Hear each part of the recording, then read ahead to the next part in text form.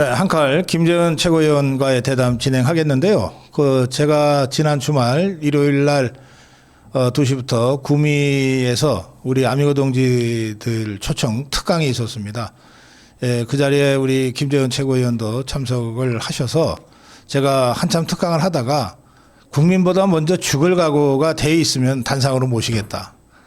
예, 그러면서 김재원 최고위원을 모셨는데 그 대목 영상 쇼츠로 저희들이 지금 제작을 했는데 잠깐 그 영상부터 보고 김재원 최고위원 모시겠습니다.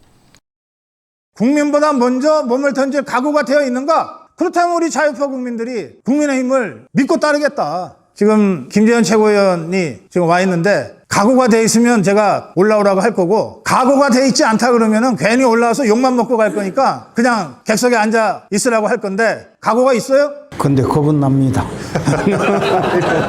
우리 국민보다 먼저 몸을 던질 각오가 돼 있다 이래서 제가 그럼 올라오시라고 했는데 각오를 밝혀주세요. 사실 저는 우리 당에 입당해서 정치 시작한 지 23년이 됐습니다. 근데 한 번도 몸을 사려보거나 앞장서서 싸우는 데서 뒤로 빠져본 적이 없습니다. 때때로는 힘든 일도 많았고 또 굉장히 부당한 대우도 많이 받고 불이익도 많이 받고 했지만 그거 꼭 참고 오늘날까지 왔습니다. 앞으로도 그럴 겁니다. 제가 제일 먼저 싸우겠습니다. 여러분 도와주십시오. 농담처럼 올라오면서 그래도 겁은 난다 그랬는데 사실 겁이 안 나면 사람이 아니야. 자 보세요. 이승만 대통령이 그 정업선언 할 때 박정희 대통령이 목숨 걸고 군사정변 일으키고 김일성이랑 싸울 때 여러 차례 암살 시도를 막아냈잖아요. 그 박정희 대통령도 사람이기 때문에 겁이 났을 거라고. 이승만 대통령도 사람이니까 겁이 났을 거라고. 겁이 나지만 그걸 이겨낸 거예요. 그래서 저는 김재원 최고위원도 저 겁이 난다고 하는 건 나 사람이라고 하는 선언이에요. 그런데 그 겁을 넘어서서 우리 자유파가 원한다면 몸을 던지겠다 이렇게 답변하신 거라고 저는 생각하고 그 점에서 여러분 한 번 더 박수를 주십시오. 네, 김재원 최고위원님 모시겠습니다. 어서 오세요. 안녕하십니까. 제가 죽을 각오가 돼 있냐 그러면서 모셔가지고 저는 이미 죽을 뻔했거든요. 그래서 사실 우리 박사님께서 강연하시는 내용을 보면 참 늘 결의에 차 있고 우리 보수진영의 문제점이 무엇인지 왜 보수진영이 이렇게 그 경상도 말로 희마리 없이 빌빌 하는지에 대한 안타까움과 우국충정으로 말씀하시는 것이라서 참 무겁게 느껴집니다. 저도 늘 그런 마음에서는 동의하고 있습니다. 네. 앞으로 그날도 말씀드렸다시피 제가 앞장서서 싸우는 데는 별로 주저하지 않는데 그렇더라도 인간적으로는 늘 두렵고 네. 힘들다는 것도 말씀드렸습니다. 예. 그리고 그러다 보면요. 네. 불이익을 너무 많이 겪어요. 우리가 이제 이게 좌파 진영하고 우리 보수 진영의 차이인데 좌파 진영은 그 비슷하게 싸우다가 조금이라도 상처를 입으면 진영 내부가 달려들어서 지키기 위해서 정말 혼신의 힘을 다하거든요. 네. 그리고 어떤 경우에는 굉장히 부도덕한 자들도 그것까지도 미화해서 바꿔주려고 하고 더 나아가서 그것을 뭐 역사를 바꿔치기 하거나 심지어 왜곡하더라도 자신의 진영 사람들은 지켜주는데 우리는 이제 그 반대이기 때문에 진영에 의해서 희생될 수도 있기 때문에 그 점이 굉장히 두려운 거죠. 네. 그날 우리 그 특강 장소가 그 새마을 테마공원 글로벌관이었는데 굉장히 넓은 곳이었는데 네. 거기 꽉 차고 뒤에 많은 분들이 서서 예, 강연을 들으셨어요. 네. 열기도 굉장히 뜨겁고. 네. 예. 사실 그 장소가 네. 박정희 대통령 생가 옆에 이제 경상북도에서 새마을 과거 새마을 운동을 기념하고 네. 사실은 그 새마을 테마공원이라는 이름으로 넓은 지역을 조성을 하면서 박정희 전 대통령님의 업적을 네. 그래도 국민들에게 좀 더 가슴에 알리는 계기로 만든 것이고 그 중에 하나가 이제 테마공원이고 글로벌관이거든요. 네. 근데 이제 거기에 저도 그 정도의 그 홀이 있는 줄 몰랐었는데 이번에 박사님 그 토론에 같이 참석하면서 알게 되었습니다. 또 사실 저도 주위 분들한테 박사님과 토크쇼를 한다고 문자 메시지로 딱 한 번 알렸을 따름인데 그렇게 많이 앞다퉈 오신 분은 처음 봤습니다. 네, 우리 저 김재원 최고위원이 경북에서 굉장히 인기가 높으시더라고요. 제가 아주 현장에서 실감했어요. 한 분 어르신 한 분이요. 예. 저 울진인가 어디서 정말 멀리서 이거 울진이면 멀지. 어디 제가 문자 보낸 것도 아닌데 예. 전달을 받으신 거예요. 그러면서 연락이 오셨어요. 내 울진에 사는 누군데 그 찾아갈 수가 없다. 아하. 그래서 제가 전화로 혹시 내비게이션 아시냐고 그 이렇게 눌러서 박정희 생가라고 찾아가지고 거기 물어오시면 된다고 그랬는데 그분이 가겠다고 하셨는데 아마 제 아이고. 시간 내에 못 오실 저런. 아이고 같은 경북이지만 울진에서 구미까지는 한 2시간 반 2시간 반 3시간. 예. 아이고 참. 예. 그만큼 우리 자유파 국민들이 지금 아주 뜨겁습니다. 예. 자, 최고위원님. 네. 조금 전에 제가 그 정원호로 하는 자 얘기를 잠깐 네. 했는데 이 자가 30년 전 사건이라고는 하지만 그 술 마시다가 상대당의 상대편 예. 그 자는 양천구청장 민주당 쪽 비서관이고 맞은 사람은 국민의힘 쪽의 박범진 의원의 비서관이에요. 네. 비서관이 맞았고 네. 그러니까 술 마시다가 두들겨 팼고 말리던 주민을 또 두들겨 팼고 경찰관 출동한 경찰관 2명을 두들겨 팼고 그런데 어떻게 벌금 300만 원으로 끝내죠? 그 30년 전이면요. 예. 지금부터 30년 전이면 95년. 1995년이잖아요. 네. 제가 사법연수원 다닐 때인데 예. 그리고 제가 97년부터 검사로 예. 일을 했거든요. 그때는 이런 그 음주 폭행, 예, 주폭. 주폭에 대한 이 감각이 좀 둔할 때예요. 아하. 우리나라가 예, 예. 지금 같으면 당연히 구속이에요. 무조건 구속이지. 무조건 일단. 구속인데 그 당시 벌금 300만 원이면 지금 같으면 징역 1년 실형을 받을 정도라 할까요? 참. 아니 우리는 예. 워낙 이 사회가 변화된 시대에 살아서 네네. 좀 잘 모르는데 그때 당시에 그 전치 2주 진단이 나오면 네. 벌금 70만 원 이래 받았거든요. 벌금 300만 원 정도면 엄청 크게. 근데 이제 그때는 가정폭력이라고 입건하는 게 없었어요. 맞아요. 그건 이제 부부싸움이다 그러고. 예. 그건 경찰이 왔다가 아이고 알아서 하세요 하고 가고. 그럴 때였죠. 예. 그리고 왜 그랬나 하면 그때는 군대 내에서도 그 빠따 돌리고 학교에서도 번걸레 가지고 얻어맞고 예. 우리가 좀 일종의 그런 시대에 살았기 때문에 폭력에 대한 감이 굉장히 떨어진 때였거든요. 네. 그러다 보니까 이런 일이 벌어진 건데 이게 그 한 5, 6년만 지났어도 가정폭력 문제가 제기되고 하면서 문제가 굉장히 커졌을 거라고 봅니다. 네. 첫째. 그리고 제가 이 사건 내용을 보면서 이 사람은 공직자가 되면 안 되겠구나 하는 생각이 들었던 게 30년 아니라 300년 전의 이야기라도 네. 사람의 기본 품성을 검증하는 거지 않습니까? 네. 우선 주장하기를 5.18에 대해서 네. 뭐 의견 충돌이 일어나서 상대방을 때렸다라는 건데 그러니까 자기는 뭐 옳고 상대방 그러다는 전자에 그렇지. 이런 예. 이야기를 하잖아요. 근데 5.18을 성역화하면서 자신들의 뭐 정치적 자산처럼 행세하면서 5.18과 무관한 아니 박범진 의원의 보좌관은 무슨 5.18하고 관계가 있습니까? 근데 또 자기는 또 무슨 관계가 있습니까? 근데 이제 나는 5.18에 대해서 그 5.18 편이니까 나는 선이고 너는 악이다 이 전제가 있는 거예요 지금 이야기가. 예. 그래서 때려도 때린 것 자체가 뭐 그리 나쁘냐는 전제 아래 이야기하는 거고 뭐 100번을 양보해서 그래 의견 충돌이 있어서 싸웠다 칩시다. 그러면 동네 주민은 왜 때리며 경찰은 왜 때립니까? 그러니까. 이거는 우리가 볼 때 제가 그 폭력 이야기를 듣고 역시 초록은 동생이고 유유상종이고 끼리끼리 노는구나라는 생각이 들었는 게 우리 이재명 대통령이 왜 이 정원호에 대해서 동질감을 느끼느냐에 느낀 거죠. 그렇지.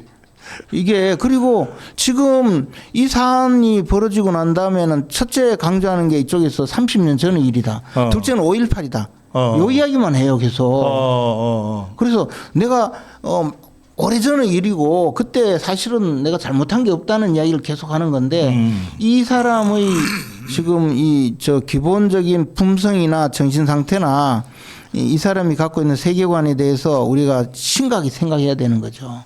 만약에 이 사람이 시장 선거에 나오면 이 사람이 갖고 있는 세계관이 5.18과 그 반대쪽 그걸로 아마 이 세상을 보고 있는 것 아닌가를 반드시 검증을 해야 될 거고요. 네. 저같이 5.18 정신을 헌법 전문에 올리는 것에 대해서 어떻게 생각하냐 해서 저는 반대입니다 했다가 당에서 징역 1년에 해당하는 당원권 정지를 받은 저 입장은 네. 영원히 함께 할 수 없는 사람이죠. 이 사람. 그렇죠. 만나면 저도 때리려고 할 거 아닙니까? 예. 하여튼 이 정원호 문제는 앞으로도 계속 커질 겁니다. 정원호가 사퇴하기 전까지는요.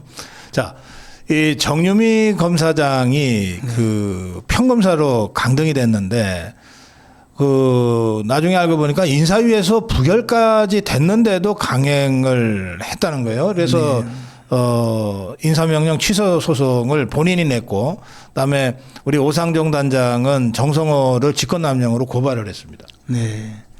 이게 검사의 그 직급은 검사와 검찰총장 뭐 두 직급이다. 이거에 근거해서 지금 이런 짓을 한 건데. 네네. 그러나 보직은 그냥 남아 있거든요. 검사장의 이 보직을 그러니까 검사장의 직책에 있던 사람을 평검사로 강등시키려면 그게 공무원의 불이익 처분에 해당하는데 그것은 명백하게 또 행정처분이고 그에 대해서 아마 행정소송을 하면 요즘 행정법원이 거의 좌파들이 완전히 지배하고 있어서 좀 걱정되긴 하지만 그러나 이 정도의 사안은 반드시 일단 가처분도 받아들여질 것이고 네. 본안소송에 이길 거라고 생각합니다. 저는 이런 뭐 소송이나 또는 이 저항의 문제가 아니고 이 정권이 어떤 정도로 사법권을 무력화시키고 네. 해체하고 자신들의 말을 듣지 않는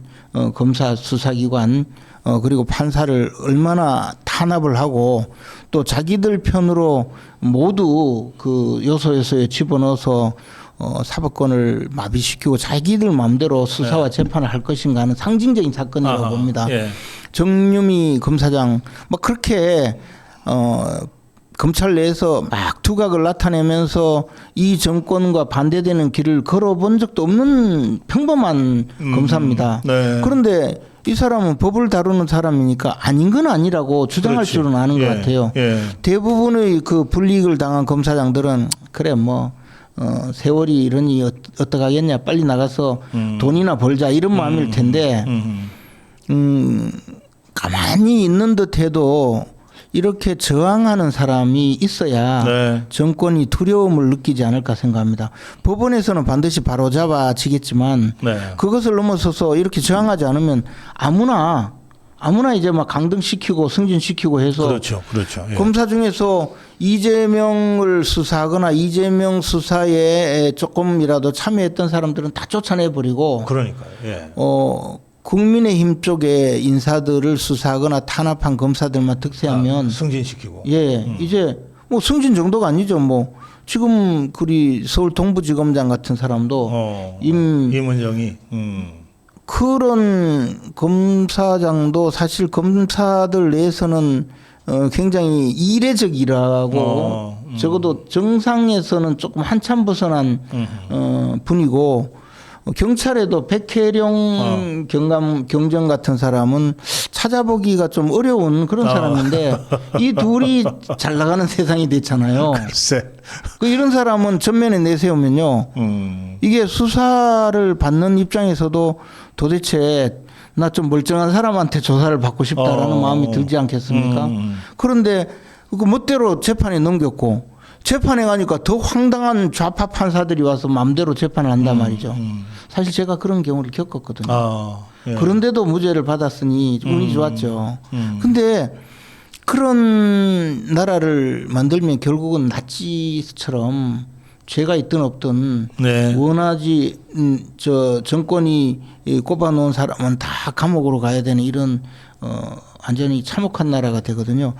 우리는 이 사람 정유미 검사장을 모르지만 네. 그러나 늘 성원하고 박수 쳐주고 이렇게 뒤에서 도와줘야 이런 네. 사람들이 많이 생길 수 있고 정권이 함부로 전행하지 못할 거라고 생각합니다. 예.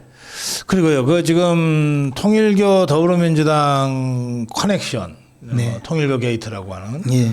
그 압수수색을 어제 한 10군데 넘게 일제히 경찰이 했는데 네. 그 시계를 못 찾았다는 거예요? 그 시계 찾는 게 그렇게 어렵나요? 그거 가면 논두렁에 가면 있을 것 같은데. 아니면 구포나루에 가면 어디 버려놨거나 그 지역구가 그 구포 부산 북구 예. 구포 있는 데입니다. 예. 예. 구포역이 어디 구포역 사물함에 가면 있을지 모릅니다. 이게 계속 그 전재수 전 장관이 한 말이 있어요. 처음에 우리가 수사를 할 때 네. 제일 먼저 범인을 딱 체포해 가지고 네. 물어볼 때 그 사람이 하는 말이 가장 아하. 그러니까 방어 기제가 네, 만들어지기 작동되기 전에 전. 예. 그때 그 사람의 이야기 말이나 언동을 보고 판단하는 것이 수사의 아주 최고의 단서거든요. 아, 그렇구나. 이게 제가 한 말이 아니고 미국 FBI 수사 교범에 나와요. 아하. 예. 그래서 예를 들어 사람을 덮쳐서 너 누구 살인했지? 딱 물었어요. 근데 아니요, 저 안 했어요. 이런 사람은 실제로 아닐 가능성이 좀 있어요. 근데 그때 누가 그래요? 증거 있어요. 도대체 그런 사람 누가 말했어요? 당신 말에 증거도 없이 나한테 왜 이래? 이런 사람 있잖아요. 그거는 실제로 들켰네. 근데 누가 이거 이야기했지? 이게 더 두려워. 아하, 그렇구나. 예. 그래서 통상적으로 이 수사를 할 때 사람을 콱 찔러서 질문을 할 때가 굉장히 중요한 거죠. 아하. 그리고 그런 것이 실제 범행으로부터 아주 오래 지났지만 공개적으로 이야기할 때도 약간 묻어나요. 전재수 장관이 처음으로 미국에서 나와서 언론 앞에 섰을 때 한 말을 잘 보면요. 예. 나는 통일교로부터 불법적인 자금을 받은 적이 없다. 그리고 30살 이후 시계를 낀 적이 없다요. 그래요, 맞아요. 그러니까 근데 윤 본부장인가 이 사람은 이야기가 전재수한테 돈을 주니까 자꾸 안 받으려고 해서 그 괜찮아요. 이거 복돈이에요, 복돈. 이 돈을 받아야 잘 됩니다. 그러니까 고맙습니다 하고 받아갔다는 거죠. 불법적인 돈이 아니고 이게 복돈이야. 복돈이고. 내가 복돈을 받았는데 뭔 소리 하는 마음이 있으니까 사람이 거짓말을 하기보다는 자기는 진실된 말을 하려고 노력하거든요. 아무리 시정자 빼고 나쁜 거짓말쟁이도 말을 할 때는 진실된 말을 해야 돼요. 약간은. 그러니까 난 진실된 말을 하는 거야. 불법적인 자금이 아니고 이 복돈인데 왜 이래 이런 마음이. 돈을 받긴 받았는데 불법은 아니다. 이런 마음이 들어가 있어서 그렇게 나온 그렇죠. 거다. 그리고 이게 까르띠에 시계하고 불가리 시계를 실제로 끼지는 않았나 봐요. 어디 고이 보관해 놨겠죠. 그러니까 난 30살 이후에 시계를 낀 적이 없다 이렇게 이야기한 거예요. 시계를 이제 명품 시계 1,000만 원 상당의 시계를 받았는데 네. 안 끼면은 그게 뇌물이 돼야 안 돼요? 아이고, 요 건드리러 가는 순간 기수예요, 기수. 그러니까 이제 이게 있잖아요. 네. 도둑놈이 소매치기 할 때 이렇게 하면 실행이 착수가 된 거예요, 그죠? 이러다가 손목이 탁 잡히면 절도 미수예요. 아하. 근데 탁 잡았는데 잡히면 이미 기수야, 기수. 그건 절도구나. 예. 근데 그러니까 잡히려면 이 닿기 전에 잡혀야 미술에서 형이 좀 낮아지는 거구나. 근데 그것도 이제 좀 하여튼 죄로 볼 때는 근데 뇌물죄는 그냥 이게 잡아서 기수 이런 것이 아니고 뇌물죄는 워낙 다양하잖아요. 예. 그러니까 약속만 해도 뇌물이에요. 언니 이거 좀 봐주면 나중에 한 3천만 원 주겠습니다 하면 뇌물이에요. 돈 주고 받고 이거는 그건 상관이 나중에 그러니까 이루어져도. 시계를 낀네 안 낀네 받았네 안 낀네 그럼 근데 이제 자기가 그 전재수 이 사람이 보니까 예. 하여튼 나름대로는 최대한 하여튼 진실하게 이야기를 하긴 했는데 자백을 한 거죠. 제가 보기엔. 그래서 저를 특검으로 임명해 달라고 이야기한 것은 전재수 정도는 수사하는데 2주가 걸리겠다. 견적이 나오거든요. 근데 특검이 이걸 넉 달 동안 버려뒀으니까 전재수분들 왜 이걸 몰랐겠습니까? 온통 마음속으로 대비를 많이 했을 거예요. 그 윤영호 잡혀갔다는 순간 지를 돌아봤겠지. 그렇죠. 그리고는 통일교가 문제가 되고 이러면 벌써 이거 어떻게 해야 되겠지 하고 생각을 하고 한 끝에 나는 30대의 시계를 찬 적이 없다. 그러니까 이 시계는 국민 여러분 논두렁 밑을 살피거나 예. 구포역 사물함을 뒤지거나 혹시 구포 나루터에 있을지도 모릅니다. 아니 지금 구포나루 많은 분들이 또 찾으러 나가시는 거 아닌지 모르겠는데. 근데 그거 찾았다고 해서 그냥 가져가시면 안 됩니다. 그러면 그게 작물이 됩니다. 작물. 신고하셔야 돼요. 신고하시면 15%의 보상금이 주어집니다. 예. 마지막 주제입니다. 그 이재명이 1인 쇼를 하는데 업무보고 형식으로 1인 쇼를 해서 사람들이 이제 기다리게 됐어요. 오늘은 또 무슨 폭탄을 터뜨리나. 근데 그 뭐 이야기가 하도 많아서 그런데 예. 그 최근에 박지양 그 동북아재단 역사재단 이사장. 동부 역사재단 이사장님하고 그 다음에 이학재 인천공사 사장을 네. 데리고 이야기한 이 무식과 그리고 자신의 과거 범죄와 관련된 노하우를 국민 앞에 소상히 알려주는 바람에 웬만해선 도둑놈들도 그런 건 안 하거든. 그렇죠. 그것도 자기 영업 비밀인데. 그렇지, 영업 비밀이야. 사업 노하우. 그 참. 근데 사실 요즘은 이제 시대가 바뀐 건 조금 잘 모르시는 게요. 예. 태국에 여행을 가면 그 카오산 로드라고 외국인들이 많이 가는 예. 주로 이제 배낭 여행하는 사람들이 많이 가서 거기서 머물면서 맥주도 마시고 막 놀러 다니는 거기 가면 비트코인으로 다 이제는 음식 다 먹을 수 있어요. 요즘은 도지코인도 써요. 그리고 일본은 아직도 현금만 있으니까 조금 그렇지. 덜한데 그 세계화된 중국 같은 데는 더 하고 중국은 전부 현금을 안 쓰잖아요. 전부 페이로 같은 식으로. 카카오페이 중국에서도 카카오페이 다 되거든요. 거지들도 페이로 받아요. 아니 진짜 제가 이 농담하는 게 아니고 제가 이거 보여드릴 수도 있어요. 거지들이 홀로그램 딱 표시해놓고 한 푼 주세요 하고 앉아 있고요. 그렇구나. 시장에 길거리에 있는 포장마차 같은데도 페이 안 되면 알리페이나 위챗페이 안 되면 네. 이 여행을 할 수가 없어요. 거스름돈 안 줘요. 절대 안 줘요. 그리고 지하철 타도 페이로 하거든요. 네. 그런 나라에 가는데 현금을 들고 가겠습니까? 그리고 제가 그거 보고 첫째 하나는 아직도 아까 말씀드렸잖아요. 예.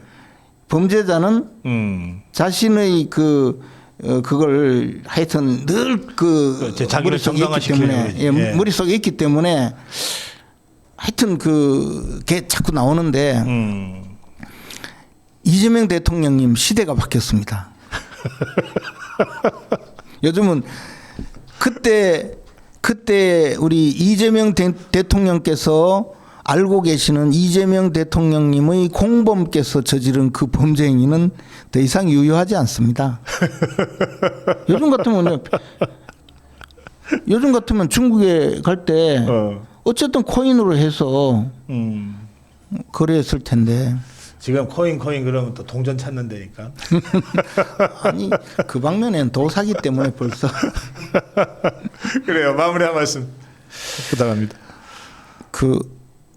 지난 일요일 날 우리 고성국 박사님께서 구미까지 오셔서 참 우리 보수 진영에 많은 해안을 주시고 또 채찍질을 하시는 그런 말씀을 많이 해주셨는데요. 저도 제 나름의 각오를 다지는 자리가 되었습니다. 한편 또 제가 말씀드린 이 경북 지역의 여러 가지 문제점에 대해서도 조금 말씀을 드렸었는데요. 제가 정말 안타깝게 생각하는 것, 우리 박사님께서 한 번은 꼭 좀 살펴주시길 바라는 것이 제 고향 경북 의성에 배구 군민관 합동 공항을 통합공항을 제 고향 의성으로 옮기기로 결정을 한 지 10년이 됐습니다. 그러다 보니까 지역 주민들은 이 토지 거래가 이제 묶이고 아무것도 안 되는 거죠. 그리고 또 그런 상태에서도 공항이 들어온다니까 땅값이 올랐어요. 그러니까 실제 농사 지을 사람은 토지를 살 수도 없고 또 연세가 많잖아요, 어르신들이. 팔 수도 없고. 뭐 그런 상태에서 묶여 있는데 문제는 이게 진척이 안 되고 있다는 거죠. 거기다가 내년도에는 아예 정부 예산이 이 한 푼도 계상이 안 됐습니다. 이것은 대구 경북이 신공항을 통해서 새로운 교통망을 구성하고 특히 구미공단의 경우에는 네. 그 10분 거리에 국제공항이 들어옴으로써 전자공단은 부피가 작기 때문에 전부 항공운송이거든요. 예, 그래서 대부분 항공 물류습니다. 예, 새로운 그 물류 혁명이 일어날 것이다라고 잔뜩 기대를 하고 지금까지 투자도 하고 해왔는데 이게 물거품이 되었거든요. 이런 경북의 새로운 그 발전을 위해서는 시대 교체가 필요하다라는 네. 생각을 저는 갖고 있습니다. 그 점에 대해서 저도 많은 고민을 하고 있는데 박사님께서도 네. 지금 나날이 쇠퇴하고 있는 이 대구 경북 지역의 보수의 심장을 좀 더 생각을 해주시고 아껴주시길 바랍니다. 알겠습니다. 예, 우리 김재현 최고위원하고 그 신공항 이 부지 현장이라도 가서 예, 실제로 어떻게 돼 있는지 지금은 좀 알릴 필요도 있겠어요. 지금은 산토끼만 놀고 있어요. 말뚝 하나 못 박아놨다니까요. 그러니까 예, 오늘 우리 한칼 김재현 최고위원과의 대담 여기서 마무리하겠습니다. 최고위원님 고맙습니다. 고맙습니다.